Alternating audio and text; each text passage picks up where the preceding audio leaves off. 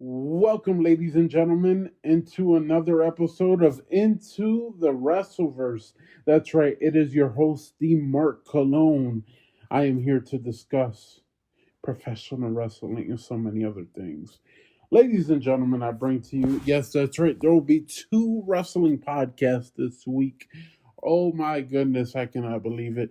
Um, I just want to say congratulations to John Cena. My goodness, on becoming a Grand Slam champion in Boston, Massachusetts, where he defeated Dirty Dominik Mysterio to become a Grand Slam champion and to win the Intercontinental Championship for the first time in his career.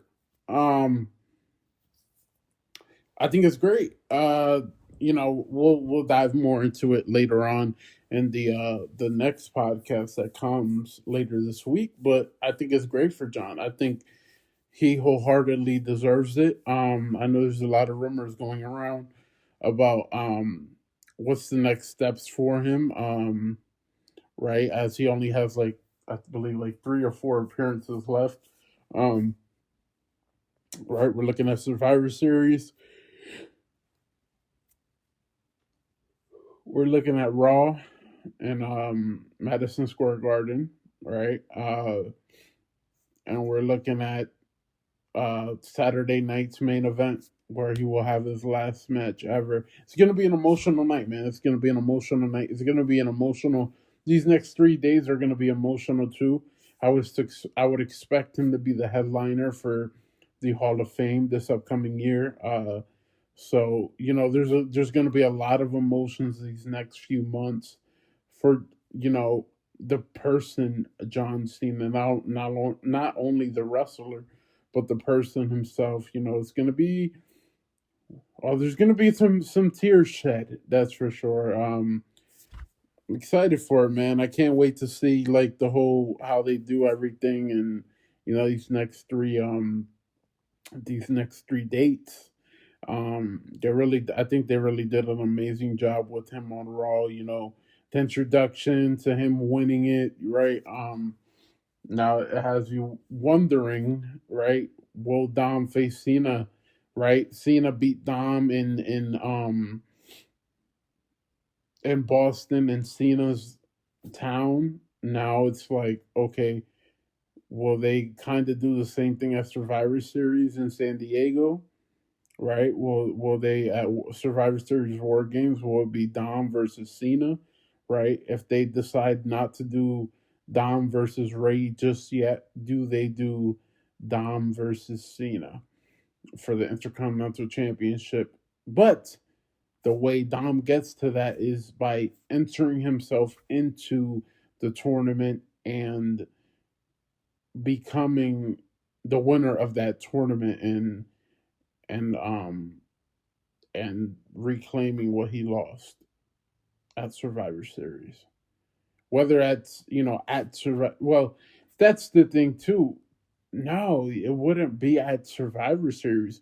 It would be at Saturday night's main event. So I don't know how they would do that unless they're going to do it where the tournament, right? Whoever wins the tournament by that time, Cena won't be the Intercontinental Champion, obviously, because of Survivor Series.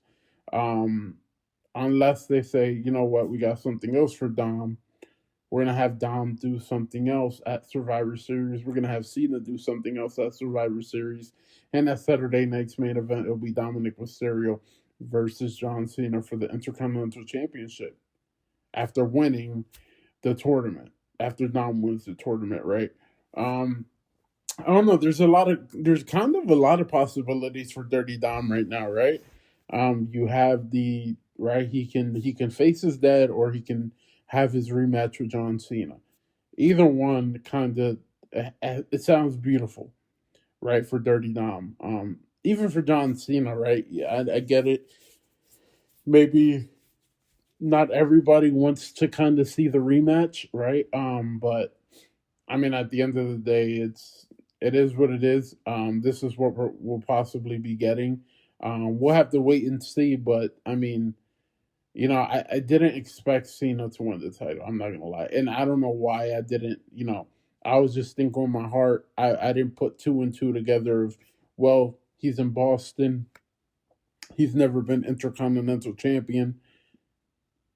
Like, I just didn't put that all together, right? He has a few dates left.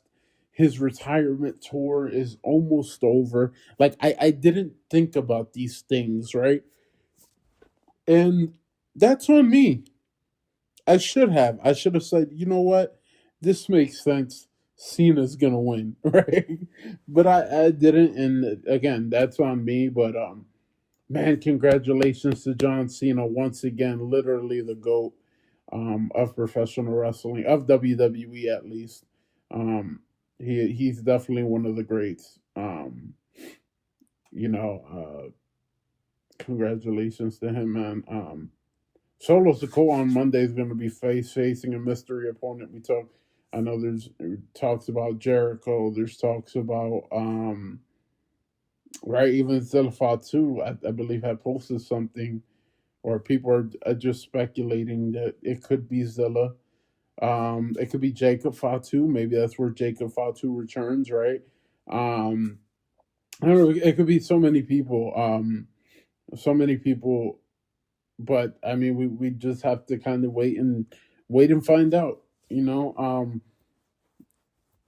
And the reason that I am doing a second podcast for wrestling this week, or at least like the first one, and then the second one would come later this week, where we just talk about everything that happened in the professional wrestling world and stuff like that. I wanted to talk about something because, believe it or not, my first heartbreak didn't come from love. It didn't even come from my mother's passing.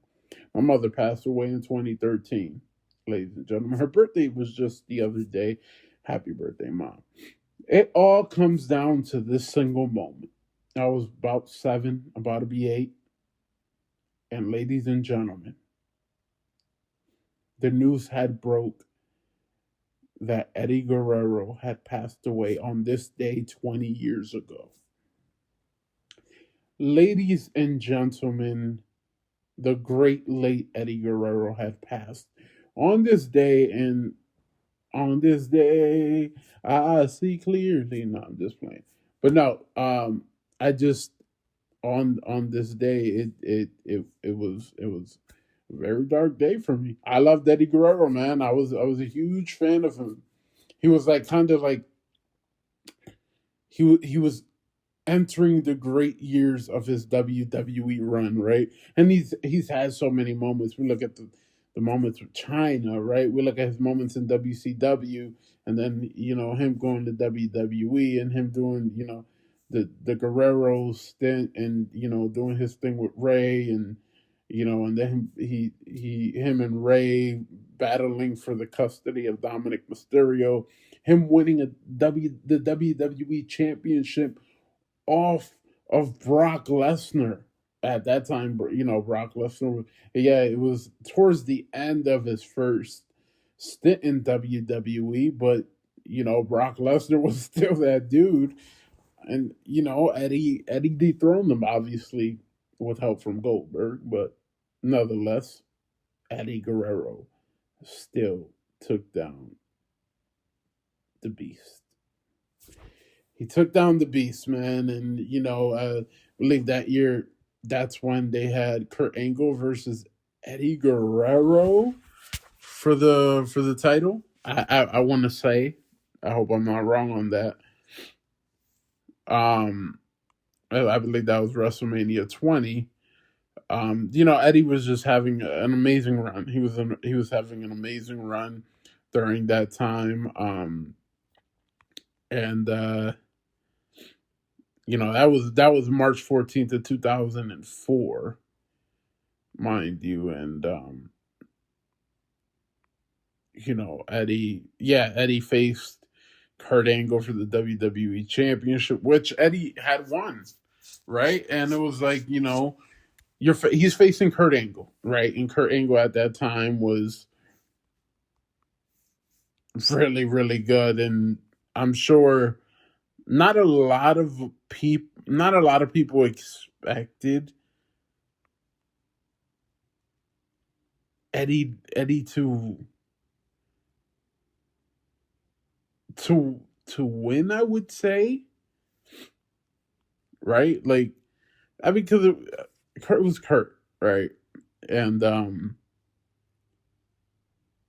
it was just, you know, an amazing time for Eddie. And then we look at, he had his match at WrestleMania 21 where he lost to Rey Mysterio in a singles match. And that was his last WrestleMania.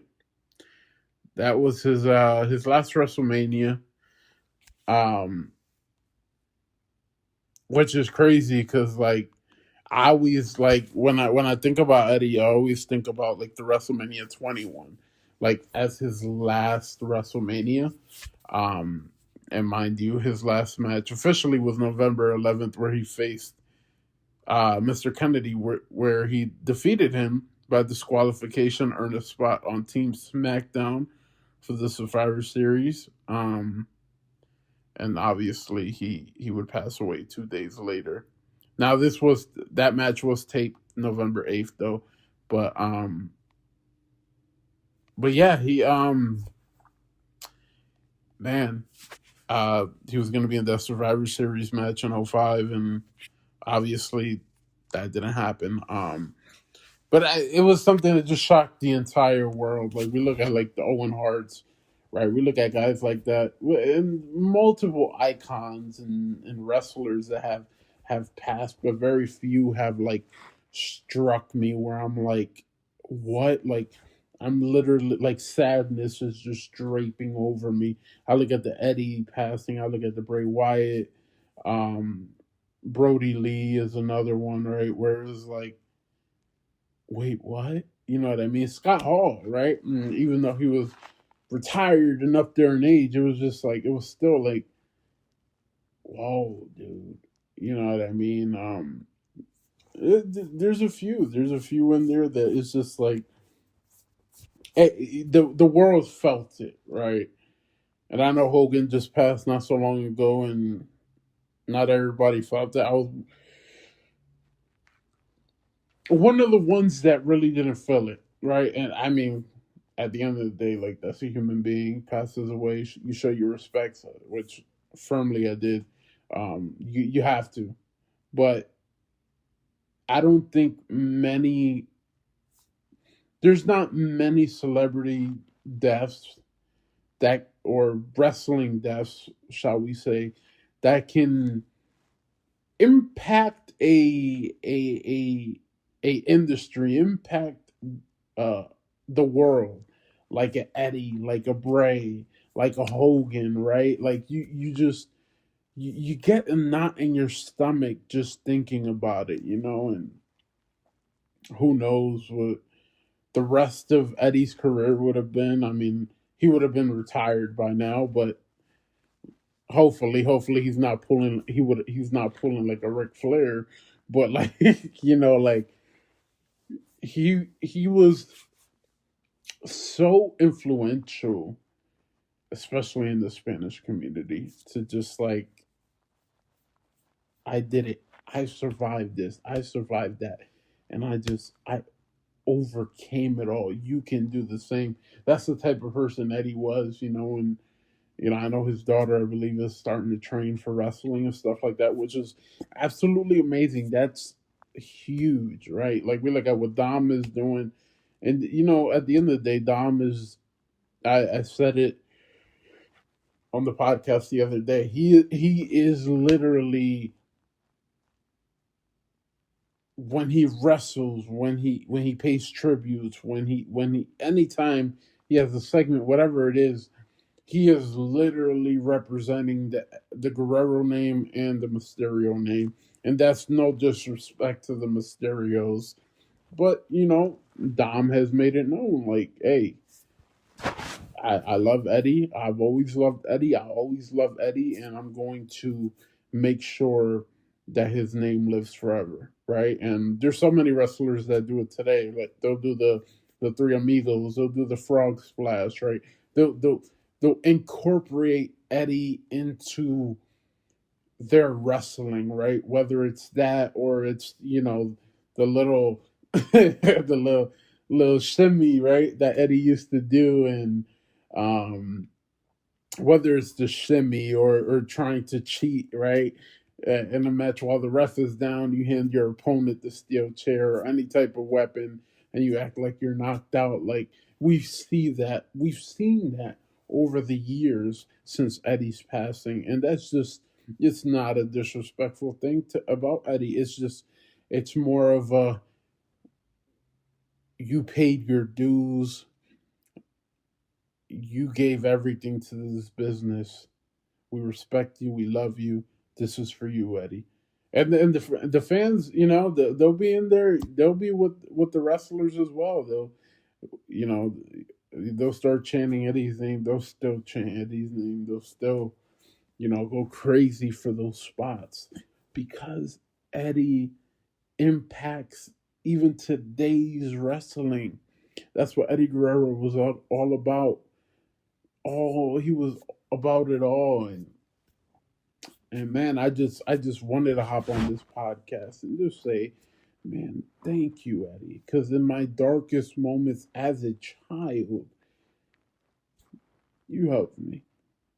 You helped me, and I'm sure he's helped many of the listeners that are listening today.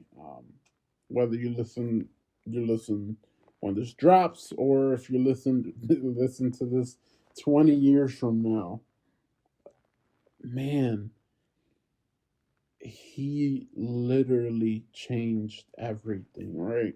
And like my mom, she was a big, the Rock Batista type.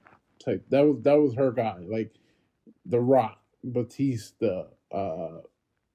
Yeah, those were like her main ones. And I love the Rock. The Rock was, I'd say the Rock was like my number one, but like I had others, right? Like I had I after growing old, I like Stone Cold. Um, Obviously Eddie Ray, those were Kurt Angle, right? Like those were my guys to watch. Um, around that time, wasn't really wasn't really big like on Brock, like on Goldberg.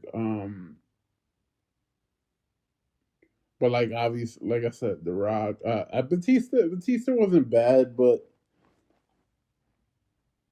and it's no disrespect. It's just I eventually I was just like, it's okay. You know what I mean? And maybe it was like in and out, just leaving and then coming back, leaving and coming back. Over the years, that it was just like, I just can't. Randy, I can't forget about Randy. And look, Randy was that was one of my guys. Randy was definitely one of my guys. All nine Randy was crazy. I'm just gonna say that. But no, the main ones I say The Rock, Eddie, Kurt, Ray, um, and if I hit the '90s, oh my goodness! But but no, those were like definitely my guys, like Jeff, Matt, um, Chris Jericho. When he first debuted the long hair and everything, I was like, yeah, this guy's special. He's special. Um, but yeah, there was just a few guys to just name off the top of the dome that are like they were definitely influential for me. Um, as far as like the influential, The Rock and Eddie got to be there for sure. Um, and I this is just to just say, Eddie, you're the man. This is what this podcast is. Eddie Guerrero is the man till this day. Eddie is still the man, and he, you know, hopefully when my kids grow up, I can show them Eddie matches, and it's just like, oh my god, that's awesome, Dad, right? Like, uh, kind of how I react to Will Ospreay. Like, oh man, he's awesome, Will Ospreay is my Eddie after. at this time, right? Well, he's been that for the past few years. Um, but even my son, my oldest, he oh my goodness, he loves Will Ospreay and Kenny Omega, and it's like, yeah, you picked right, my boy. But no, this is just to remember Eddie. He was one of a kind. He was one of a kind, and he'll never be forgotten. He'll never be forgotten. Um, so I hope you guys have an amazing and blessed rest of your day, your week. We'll have another podcast dropping where we'll be talking about more of a length time of what happened this week. We'll be talking about blood and guts, Chris Jericho, rumors, so many other things. It's gonna be a really good talk. Just sit down and talk about some of the stuff. Um, right. It's gonna be really good. Tournament as well. Excuse me. We're gonna be talking about all of that though. I can't wait to talk to you guys about that, and we'll get into that later this week. All right. I appreciate you guys. I love you guys. Don't forget to always like, comment, subscribe, share into the Wrestleverse. I'll see you guys later this week. Goodbye.